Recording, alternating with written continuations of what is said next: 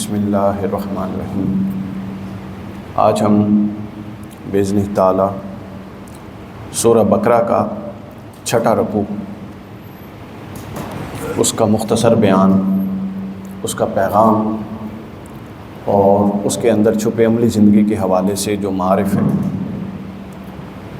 ان کا تذکرہ کریں گے۔ ہمارا جو رکوع وار گفتگو کا نظم ہے وہ آپ لوگوں کے علم میں ہے کہ سب سے پہلے ہم ہر رکوع کا ایک مرکزی مضمون اور ایک مرکزی موضوع طے کرتے ہیں اور قرآن مجید کے نظم کو پیش نظر رکھتے ہوئے اس مرکزی مضمون کا بیان کر کے پھر جتنے اس رکوع میں دیگر مضامین ہوتے ہیں، ذیلی مضامین، وہ اسی مرکزی مضمون کو مختلف زاویوں اور مختلف انداز سے سپورٹ کر رہے ہوتے ہیں اور اسی کو ایمفیسائز کر رہے ہوتے ہیں، اسی پر زور دے رہے ہوتے ہیں، اسی کے مختلف پہلوؤں اور جہتوں کو بیان کر رہے ہوتے ہیں۔ 5 رکوع اور اس سے پہلے سورۃ الفاتحہ کے 3 بیانات، 3 حصے آپ کے سامنے ہو چکے ہیں اور ہم نے اپنے نظم کو اسی طرح قائم رکھا ہے۔ آج 5واں رکوع ہے، چھٹا رکوع ہے، آیت نمبر 47 سے آیت نمبر 59 تک، 59 تک۔ اس کا مرکزی مضمون سمجھ لیجیے۔ یہ شروع ہو رہی ہے اعوذ باللہ من الشیطان الرجیم، یا بنی اسرائیل اذکروا نعمتی التی انعمت علیکم۔ یہاں سے شروع ہو رہا ہے، من السماء بما كانوا یفسقون، یہاں پر یہ رکوع ختم ہو رہا ہے۔ اس کا مرکزی مضمون سمجھ لیں۔ اس کا مرکزی مضمون یہ ہے کہ سرکش قوموں کا رویہ کیا ہوتا ہے، اللہ تعالیٰ کی سرکش قوموں کے ساتھ ڈیلنگ کیا ہوتی ہے، اللہ ان کو کیسے نعمتیں دیتا ہے، کیسے آزماتا ہے، نعمتیں دینے کے بعد کہ اب ان نعمتوں پر وہ کیسے ریئیکٹ کرتے ہیں، رد عمل کیا دیتے ہیں۔ یہ اللہ تعالیٰ کا طریقہ کار ہے اور پھر ان نعمتوں پر جو رد عمل اور طریقہ کار ہوتا ہے اس کے مطابق قوم اپنا مستقبل طے کرتی ہے۔ تو پہلا جو مرکزی مضمون ہے، جو یعنی ایک ہی مرکزی مضمون ہے، وہ ہے سرکش قوموں کا رویہ، یا ایک اور بھی ہم انداز سے اس کے مرکزی مضمون کو طے کر سکتے ہیں، وہ یہ ہے کہ خطا اور سرکشی میں کیا فرق ہے۔ پہلی دفعہ ابتداً کسی سے غلطی ہو گئی، گناہ ہو گیا، نافرمانی ہو گئی، وہ کسی بھی طرح کی ہو سکتی ہے، ذاتی حیثیت میں، معاشرتی حیثیت میں، اجتماعی زندگی میں، انفرادی زندگی میں، جس طرح سے بھی ہوئی، اس کو کہتے ہیں گناہ ہو گیا، نافرمانی ہو گئی، اس کو خطا کہتے ہیں۔ اگر اس نافرمانی پہ آپ ڈٹ جائیں، مصر ہو جائیں اور بار بار وہی ہو رہی ہو، تو وہ نافرمانی جو ہے وہ خطا کے درجے سے نکل کے سرکشی کے درجے میں آ جاتی ہے۔ اور خطا کے بارے میں قرآن اور احادیث کے جو مطالعہ یہ بتاتا ہے کہ اللہ تعالیٰ خطاؤں کو معاف کرنے والا ہے۔ کیا ہے؟ اللہ تعالیٰ خطاؤں کو معاف کرنے والا، لیکن سرکش کو اللہ تعالیٰ معاف کرنے والا نہیں ہے۔ تو گویا اس رکوع کا مرکزی مضمون یہ ہوا کہ خطا اور سرکشی میں کیا فرق ہے، یا خطا سرکشی کب بنتی ہے، یا اس کا مرکزی مضمون یہ ہے کہ سرکش قوموں کا رویہ کیا ہوتا ہے۔ پچھلے جمعہ ہم نے بتا دیا 5ویں رکوع میں کہ بنی اسرائیل کے لیے پورا جو بنی اسرائیل کے معاملات ہیں اللہ نے ایک رکوع میں جمع کر دیے۔ اب آگے اس کی توضیحات ہیں۔ اب جو جہاں تک چھٹے رکوع کا تعلق ہے، یہ بنی اسرائیل کی، جس طرح آپ عدالتوں میں جائیں یا آپ وکلا سے ایک ٹرم سنتے ہیں نا، فرد جرم، یہ چارج شیٹ، یہ بنی اسرائیل کے گناہوں کی چارج شیٹ ہے جو اللہ تعالیٰ نے یہاں پر اتنی تیزی کے ساتھ گزرتے ہوئے، یعنی یہ جو معاملات یہاں پر آئے ہیں، یہ ایک معاملہ صدیوں پر محیط ہے۔ 100 سال، 40 سال، 50 سال، ایک صدی ایک معاملہ رہا، پھر اگلے 50 سال اگلا معاملہ رہا، لیکن اللہ تعالیٰ نے سپیڈلی یہاں ان کا ذکر کیا۔ یہ چارج شیٹ ہے جو بنی اسرائیل کی یہاں پر پیش کی جا رہی ہے۔ اب یہاں پر پیش کیوں کی جا رہی ہے؟ یہاں پر آ کے ہمارے علماء مفسرین ایک بہت بڑی غلطی کرتے ہیں۔ بھائی صاحب توجہ ہے، غلطی یہ کرتے ہیں کہ سر ہمارے ہاں پتہ کیا کہتے ہیں، یہ تو بنی اسرائیل کا قصہ ہے، یہ تو ہم نے ثواب کے لیے پڑھنا ہے۔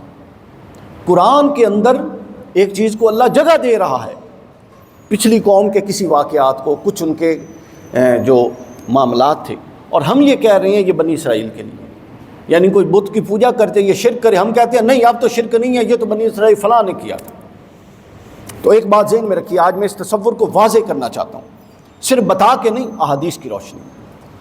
جامع ترمذی میں حدیث ہے, حضور علیہ الصلوۃ والسلام نے فرمایا لَيَأْتِيَنَّ عَلَىٰ أُمَّتِي مَا آتَ عَلَىٰ بَنِي إِسْرَائِيلَ حَذْوَ النَّعْلِ بِالنَّعْلِ.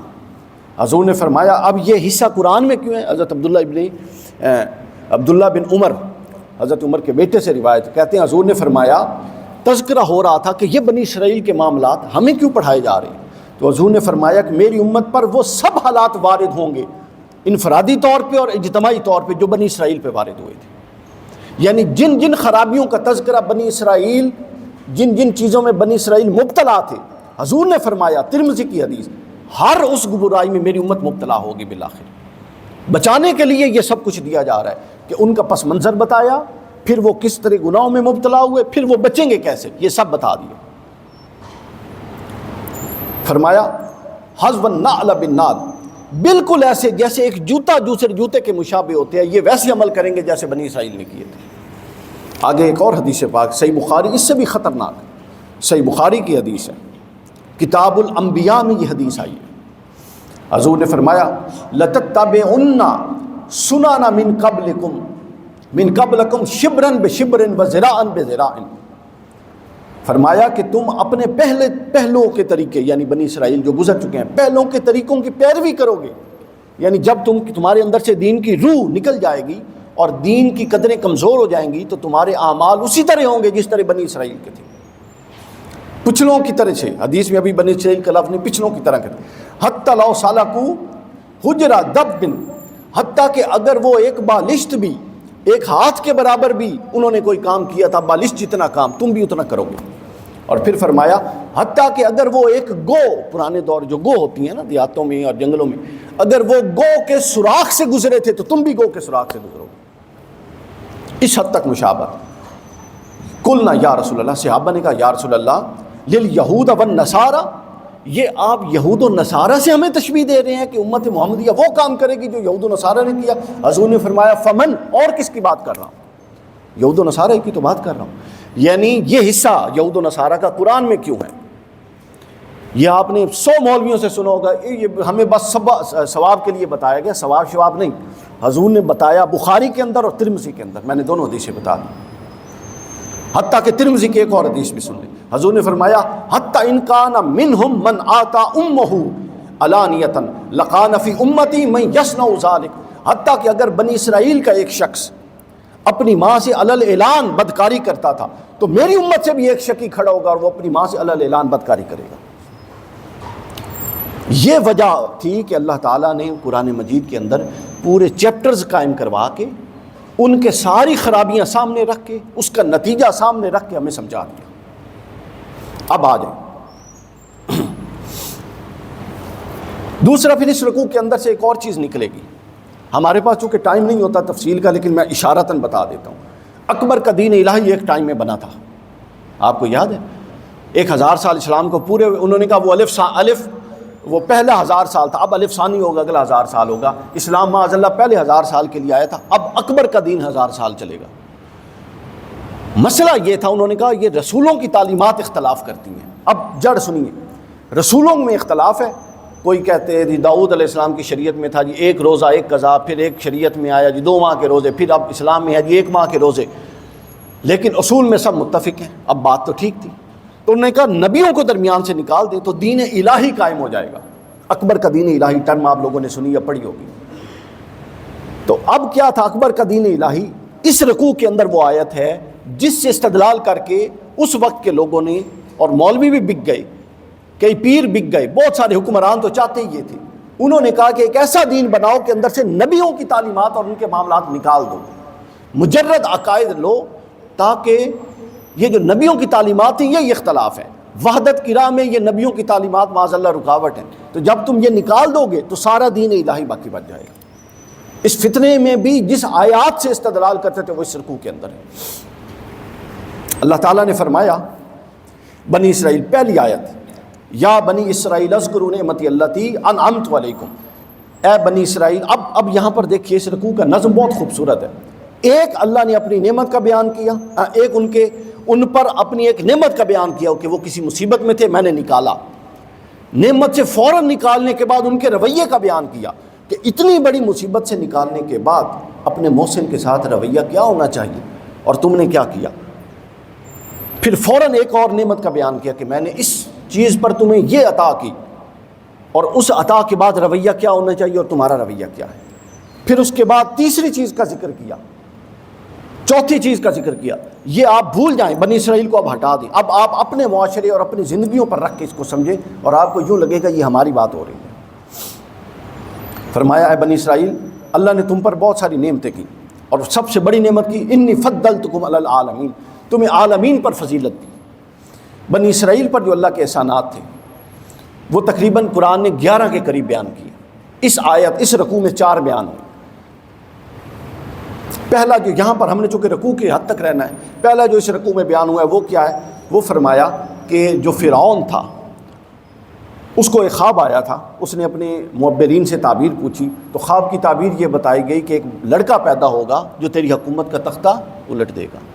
لہٰذا اس نے کیا کیا؟ اس نے بنی اسرائیل میں پیدا ہونے والے ہر لڑکے کو ذبح کروانا شروع کر دیا اور لڑکیوں کو زندہ رکھتا تاکہ بعد ازاں ان کو خادماؤں اور لونڈیوں کے طور پہ رکھا جا سکے. اللہ نے فرمایا یہ بہت عظیم مصیبت اور عذاب تھا جو بنی اسرائیل پر مسلط تھا. اللہ فرماتا ہے میں نے پھر اس کے ذریعے تمہیں نجات دی. اس سے کیسے نجات دی؟ فرمایا میں نے نجات ایسے دی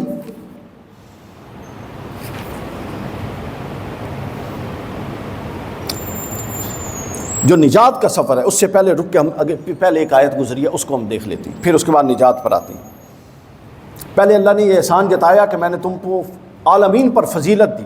عالمین پر فضیلت میں کیا تھا؟ عالمین پر فضیلت میں یہ تھا کہ انبیاء پے در پے آئے، اس کے بعد چشمے جاری ہوئے، ان کے کہنے پر من و سلوہ آیا، بادلوں نے سائے کیے. بہت ساری غیر معمولی قسم کے معجزات جو انبیاء کے ساتھ ہوتے ہیں، بنی اسرائیل کے عام افراد پر وہ معجزات آ رہے تھے.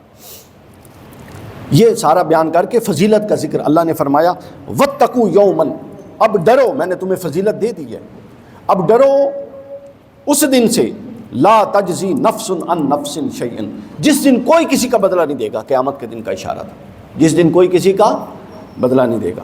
دنیا میں کیا ہوتا ہے؟ دنیا کی عدالتوں میں مجرم پتہ کیسے بچ نکلتے ہیں؟ 4 طریقوں سے، اور کیا خوبی سے اللہ نے چاروں طریقوں سے نفی کر دی. پہلا طریقہ یہ ہوتا ہے کہ آپ کیا کرتے ہیں؟ حقیقی مجرم کی جگہ دوسرے کو پھنسا دیتے ہیں. پھر کیا ہوتا ہے؟ رشوت چل جاتی ہے. پھر کیا ہوتا ہے؟ ریفرنس چل جاتا ہے. اور پھر کیا ہوتا ہے؟ سیاسی دباؤ سے آپ اپنے حق میں فیصلہ کروا دیتے ہیں. کتنی ریلیونٹ ٹرمز ہیں آج کل کے دور میں. اب قرآن نے کیا کہا؟ قرآن مجید نے چاروں طریقے اپنائے. پہلا قرآن نے کہا کہ خبردار اس دن سے ڈرو جس دن کوئی کسی کا بدلہ نہیں دے گا. آج تو کسی کے ذریعے چلا لیتے ہو کام، پھر نہیں چلے گا. پھر فرمایا ولا یقبل منہا شفاعہ، اور اس روز کوئی سفارش بھی کام نہیں آئے گی.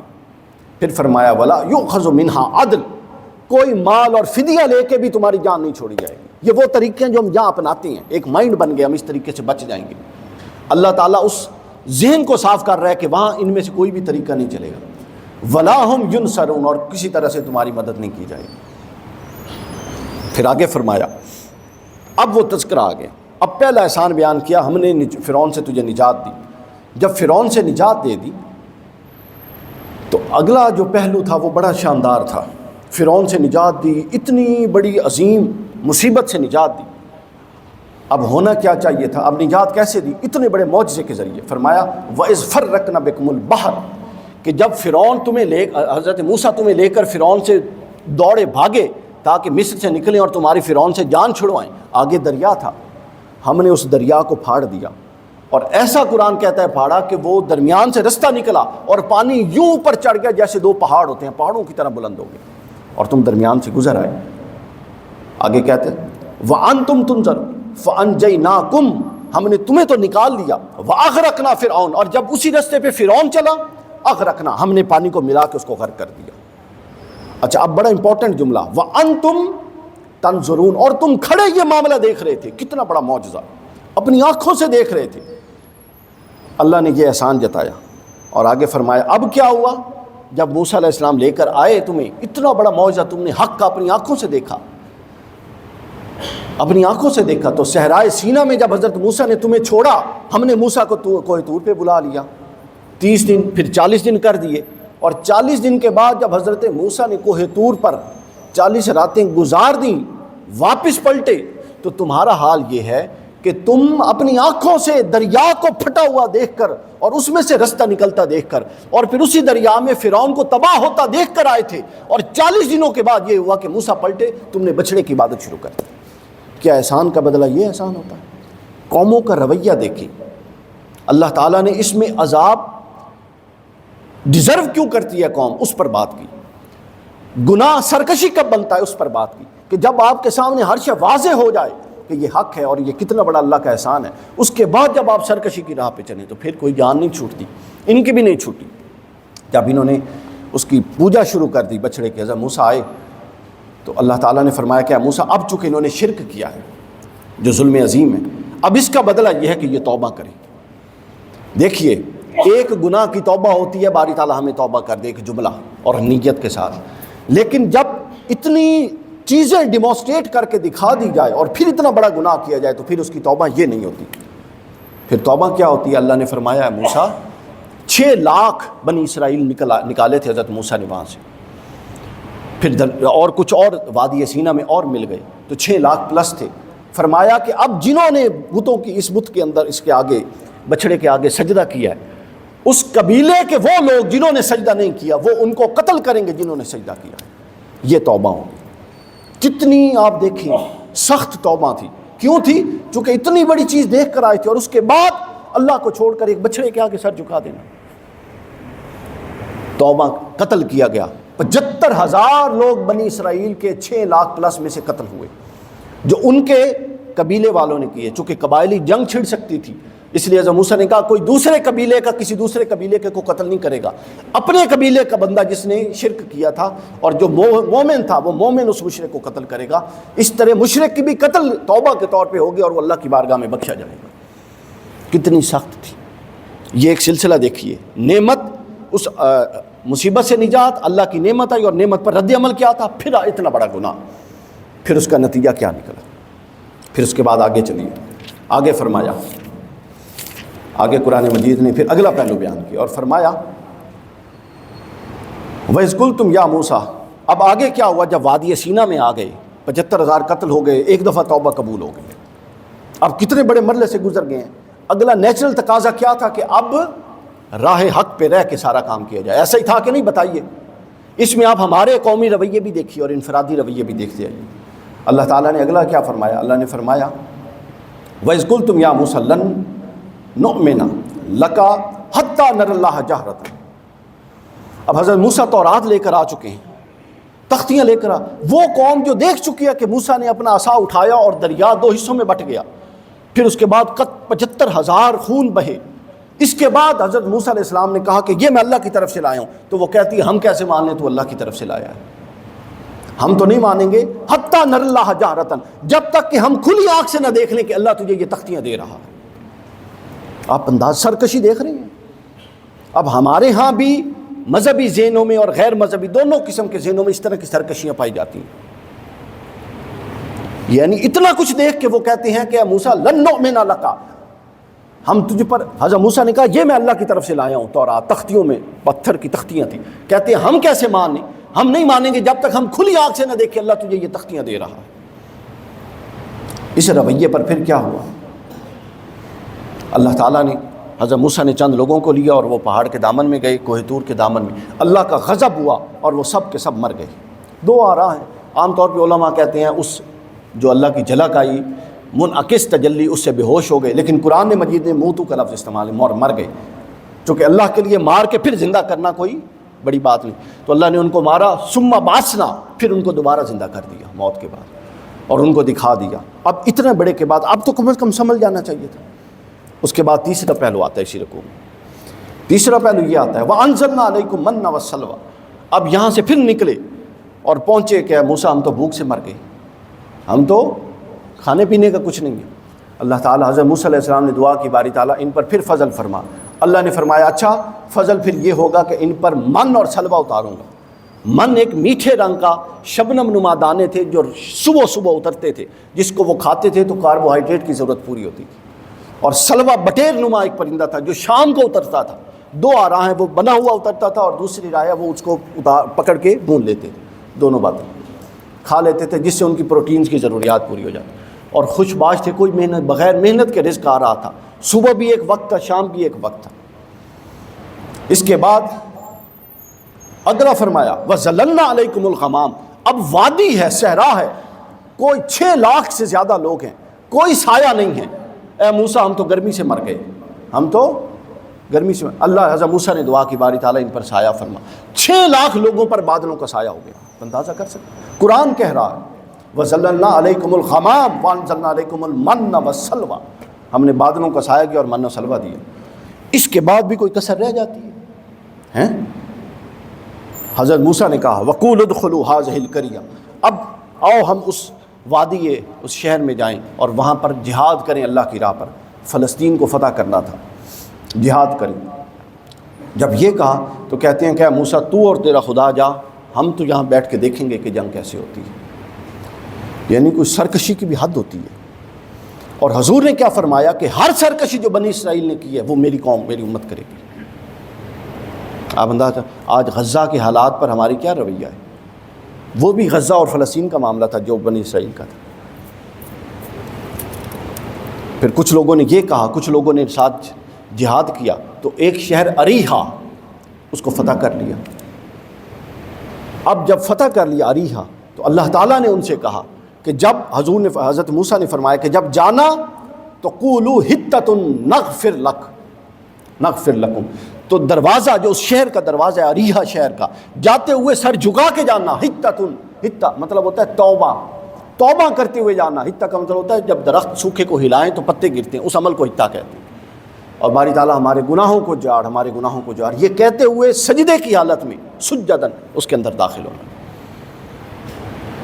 جب یہ وہاں پر گئے تو انہوں نے پتہ کیا کیا، حطت ان کو، اب یہ من و سلوہ کھا کے اک چکے تھے، اگلے رکوع میں آئے گا، اگلے جمعے، من و سلوہ کھا کے اب انہوں نے ساگ اور لہسن اور پیاز مانگنی تھی۔ اب جب وہ حطہ کے اندر گئے تو کیا سجدہ اور کیا وہ کچھ کرنا ہے، تو اللہ کا استہزاء کیا۔ حطت ان کو ہنتتن، ہمیں تو گندم چاہیے، ہمیں تو گندم چاہیے، ہمیں تو گندم چاہیے، ہم تو من و سلوہ کھا کے اک چکے ہیں، یہ کہتے ہوئے دروازے کے اندر داخل ہوئے۔ فانزلنا، اللہ تعالیٰ کو پھر غضب آیا، یعنی یہ ایک دفعہ کی رب، یہ ایک رکوع میں نے پڑھا ہے، 15 رکوع تک بنی اسرائیل کے یہ معاملات ہیں۔ اللہ فرماتا ہے آخری اس رکوع میں فانزلنا علی الذین ظلموا رجزا من السماء، پھر ہمارا غضب بڑھکا اور ان ظالموں پر ہم نے آسمان سے عذاب اتارا۔ اتفاق ہے مفسرین کا کہ وہ طاعون کا عذاب تھا، حتیٰ کہ ان کا یہ حال ہو گیا کہ وادی طیہ کے اندر یہ چل بھی نہیں سکتے تھے، اپنی سرینوں کے بل گھسٹتے تھے۔ طاعون نے اتنے لوگوں کو مار دیا تھا، بما کانوا یفسقون، اور یہ اس سبب تھا جو یہ پیچھے نافرمانی در نافرمانیاں کر کے آئے تھے۔ قومی رویے آپ دیکھیں بنی اسرائیل کے کیا تھے اور ہمارے کیا ہیں، اور ہمارے بنی اسرائیل سے کتنے مختلف ہیں۔ اللہ کی جب کوئی عطا ہوتی ہے، کوئی انعام ہوتا ہے، اس انعام اور عطا کے مد مقابل کچھ رویے اللہ آپ سے چاہ رہا ہوتا ہے۔ آپ کا رد عمل یہ بتاتا ہے کہ آپ اللہ کی اس نعمت پر سجدہ شکر بجا لاتے ہیں یا آپ اللہ کی اس نعمت پر سرکشی پر اتر آتے ہیں۔ تو جو قوم اللہ کی نعمت آنے کے بعد سرکشی کرتی ہے تو اس کا توبہ عام توبہ والی نہیں ہوتی، یہ میں نے قرآن مجید سے بتا دیا۔ اس کی توبہ عام توبہ والی، اور ہم میلاد میں مجلسوں میں کہتے ہیں لقد من اللہ علی المؤمنین، اللہ کا سب سے بڑا احسان ہے کہ اللہ نے ہمیں حضور علیہ الصلوۃ والسلام دی، کہتے ہیں کہ نہیں کہتے؟ قرآن نے کہا، اور ہم بڑی اچھل اچھل کے تقریریں کرتے ہیں کہ نہیں کرتے؟ تو جن کے پاس تو صرف احسان تھا ان کی نافرمانی پر اللہ کا رد عمل دیکھے، اور جن کے پاس احسانوں کا احسان سب سے بڑا احسان ہے جس کو اللہ نے خود احسان کہا، بنی اسرائیل کے کسی انعام کو اللہ نے خود احسان نہیں کہا قرآن میں، لیکن حضور علیہ السلام کی آمد کو قرآن نے خود احسان کہا۔ تو جس کو اللہ خود احسان کے طور پہ جتلا رہا ہے، جس قوم کے پاس وہ نعمت ہو اور وہ قوم اپنی اصل سے ہٹ جائے، اور وہ کیا سمجھ رہی ہے کہ اس کو 4 پیر اور 4 تسبیح اور 4 وظیفے بتا دیں گے اگر اس قوم نے اور فرد نے اپنا رد عمل نہ بدلا؟ تو یہ غیر معقول اپروچ ہے جو ہمارا دین کا تصور ہے، اس کا حقیقت کے ساتھ کوئی تعلق نہیں ہے، قرآن و سنت کے ساتھ کوئی تعلق نہیں ہے۔ آپ جتنے مرضی نعرے لگا لیں، جتنے عشق و محبت کے دعوے کر لیں، اگر آپ کا عمل معصیت پر مبنی ہے، بنی اسرائیل کے اعمال کی طرح ہے، اللہ کی نافرمانیوں پر ہے، اللہ کے انعامات پر رد عمل نافرمانیوں والا ہے، شکر اور احسان والا نہیں ہے، یہ ایک کے بعد ایک نافرمانی، ایک کے بعد ایک نافرمانی، اور آپ یہ سمجھ کے بیٹھے ہیں کہ کوئی ماورائی قسم کی ہوا چلے گی اور آپ سب بخشے جائیں گی، ٹکٹیں ہماری جیب میں ہیں جنت کی، تو یہ اس دن پتہ چلے گا جس دن یہ پھر آنکھ بند ہوگی، چونکہ اللہ تعالیٰ کے درہاں جو فیصلہ ہونا ہے وہ قرآن مجید اور سنت نبوی پر ہونا ہے، ہمارے خود ساختہ تصورات کی بنیاد پہ نہیں ہونا، اس کی اللہ کی بارگاہ میں کوئی حیثیت نہیں ہے۔ اللہ تعالیٰ ہمیں سمجھنے کی توفیق۔ والسلام علینا۔